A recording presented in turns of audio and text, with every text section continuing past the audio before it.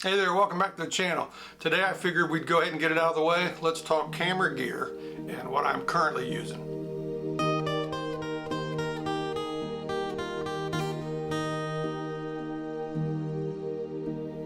So my first camera was a Minolta XGA that my dad got me, and I think we kind of ended up with that camera because the guy at the camera store could tell that we really didn't know what we were doing.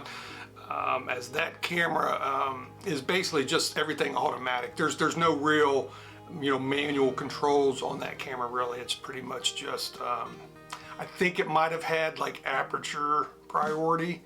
I'm not even sure if it did though, but everything was basically just an automatic camera, hence the name XGA. It was the automatic of the XG line.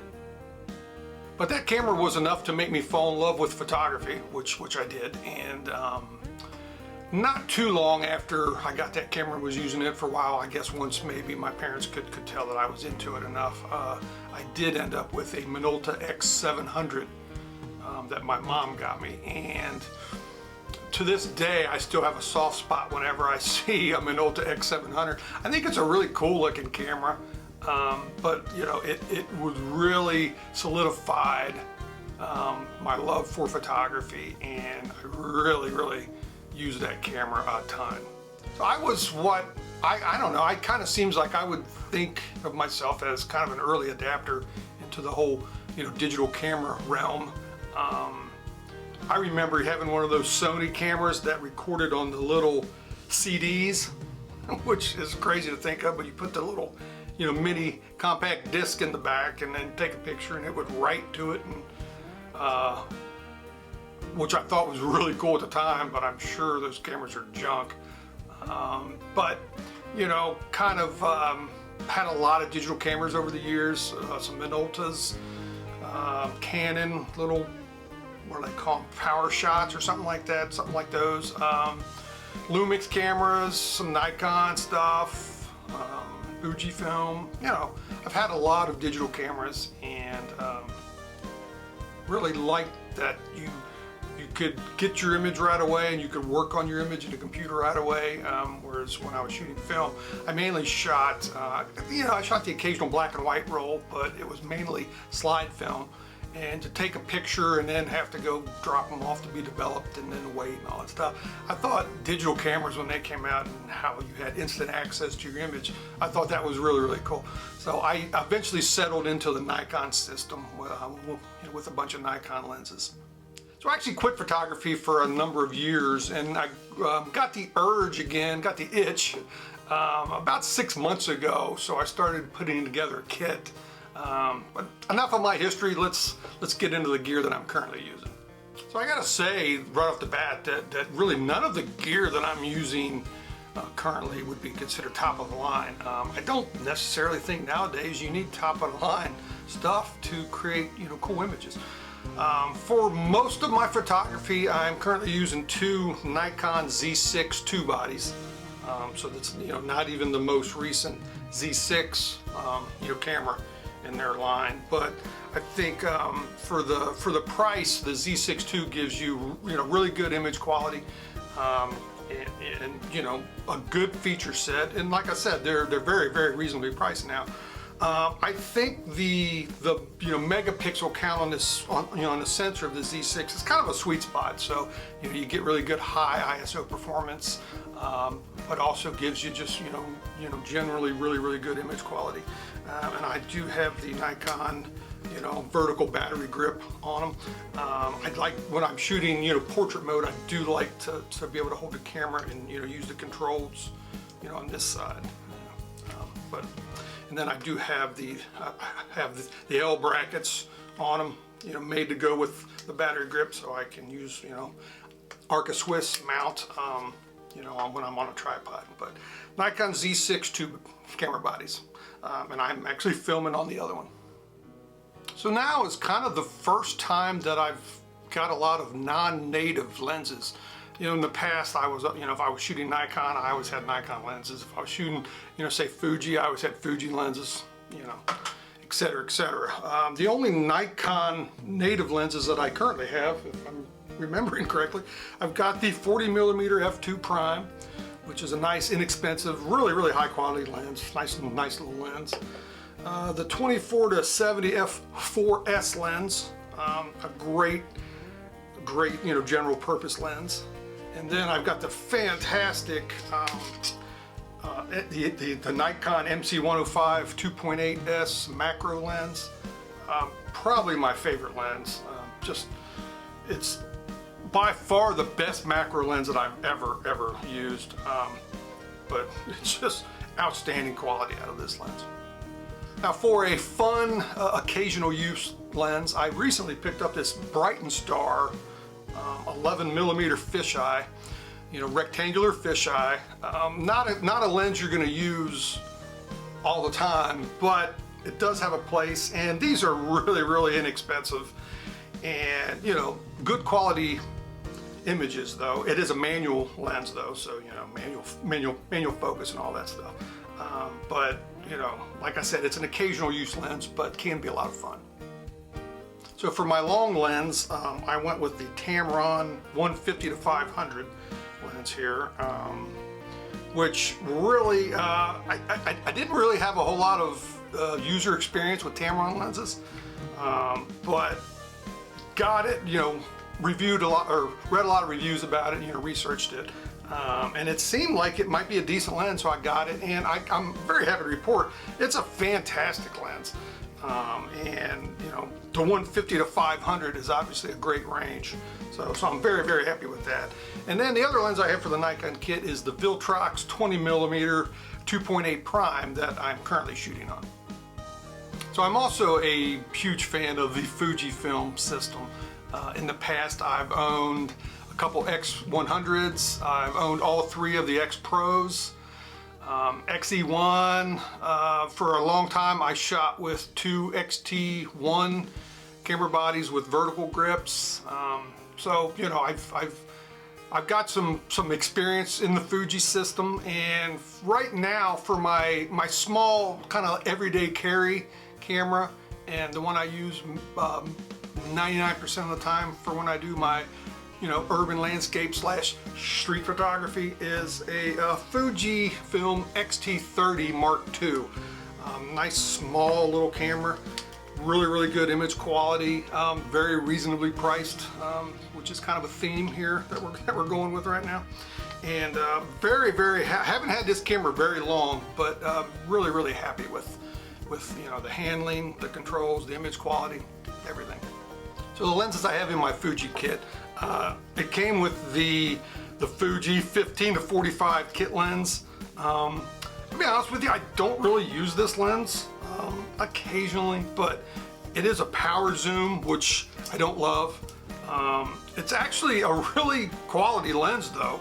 The image quality you get from it seems really good. It's just, like I said, I don't really seem to use it much. I guess as far as when it comes to the Fuji and doing street photography, urban landscape, whatever you want to call it, I tend to gravitate more towards primes. So in the primes, I have the TT Artisan 23 1.8 autofocus lens, which I think I got this for like 112 bucks off Amazon. A fantastic lens. For that money, it's if you're in a Fuji kit and you don't have the awesome Fuji 23, this is a no-brainer lens, for sure.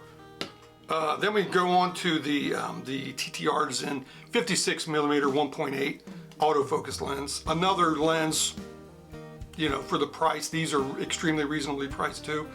Fantastic lens. Again, I'll say, if you don't already have the great Fuji 56, absolute no-brainer here as well. Fantastic lens. And then my most recent lens, the one I've been using a lot lately, is the Viltrox Pro 75mm 1.2 autofocus lens. This lens is awesome. It's just absolutely fantastic. Couldn't be happier with this lens. It's just, for the money, new, these are very reasonably priced for what you get. I actually picked this one up used and got it for really cheap. And it is absolutely one of the best lenses I've ever used, actually. It's really, really, really great. Now, like most photographers, I have way too many bags. What is it with us photographers? And I'm sure I'm lumping everybody in here together, but I'm sure there's some photographers out there that have one bag and love it. But it seems like most of us have a ton of bags that right when we get them, we love them, and then quickly move on to something else. I have settled in, for my Nikon gear, I have settled into Shimoda bags, which are absolutely the best, pack that I've found. Most of the time I'm using this Action 30 here in the green color. Just an absolute wonderful, wonderful photography backpack. Then I also have this Explore 35 liter bag here, which this is for when I want to take all the Nikon gear, every lens, every camera body, lights, accessories, whatnot. This is the one I use. It's a big bag and it can get heavy, once you load it up with everything. But, for anybody that's used Shimoda bags, they're just fantastic. Yeah, they're easy to work out of. They're comfortable. The comfort level is, I've had a lot of camera backpacks, over my years, and these are the most rugged, the most comfortable that I've used. I'm very happy with Shimoda bags. When it comes to the Fuji kit and what is kind of my everyday carry thing, I've actually settled on this Wotancraft Pilot 7 here, a fantastic bag. I've had this for a while. Tried the Peak Design Everyday Sling. Kind of like that, kind of didn't like it. Tried a Wandered 9-liter sling. Like the material it was made out of. Wasn't the easiest to work out of, I didn't think. What else have I tried? I've got a Think Tank Retrospective 7 that this bag and that bag are definitely in a fight. Like I said, currently using and happy with the Wotancraft here. The Think Tank Retrospective bag is a great bag as well. I think actually this one looks nicer. I like the the look of this bag better. But it's well made. Like I said, I've had it for a long time. It's holding up very, very nicely. Just a great bag. Like I said, I've got tons of bags in the closet. F-stop bags, Gear, Think Tank, Peak Design, what else? Low Pro. Just have used tons of bags over the years. I'll probably end up doing a review at some point on the Shimoda bags, as well as maybe this Wotancraft Pilot 7. But if you have any questions about any of the other bags or anything like that, hit me up down in the comments below. Now, I'm a tripod junkie as well. My main tripod is this FLM carbon fiber here with the ArtSys ball head. I have had this tripod for a number of years, and it's basically like it's new. I mean, the construction, the durability of this is just absolutely outstanding. Couldn't be happier with this. Have never had an opportunity come up where I couldn't use this tripod. It doesn't have a center column, or it had a center column. I took it off, so I can get it down flat on the ground. It's fully extended. It's about here on me, so it's tall enough, and it's super, super lightweight. So, like I said, couldn't be happier with that. And then I have a number of carbon fiber tripods that, excuse me, are kind of like little travel tripods. This Benro I got recently, extremely lightweight. Obviously doesn't go up super tall, but if I'm hiking or something and weight is a concern, I may take this one. And then I'm eventually definitely going to do a kind of a quick look or review on this little ArtSys that I got. This is an absolute must for me, for like when I'm doing macro work. It's so small, and it can go, extremely low to the ground. You can see, and it's just a wonderful tripod. Without the ball head, I think the legs were only like $70 or $78 or something like that. And the quality is outstanding. I do have a pretty good size Artsy's ball head on here. And that's mainly, when I'm shooting macro, I'm using, my Nikon Z6 II body with, the grip and the 105 macro lens. That's a pretty, good size. So I wanted to have a heavy duty strong ball head to hold that, but couldn't be happier with this tripod and head combo for sure. So if you have any questions or comments about any of this gear that we've looked at today, drop me a message down in the comments. I'll do my best to respond. I want to thank you for sharing your time with me today. We'll see you next time.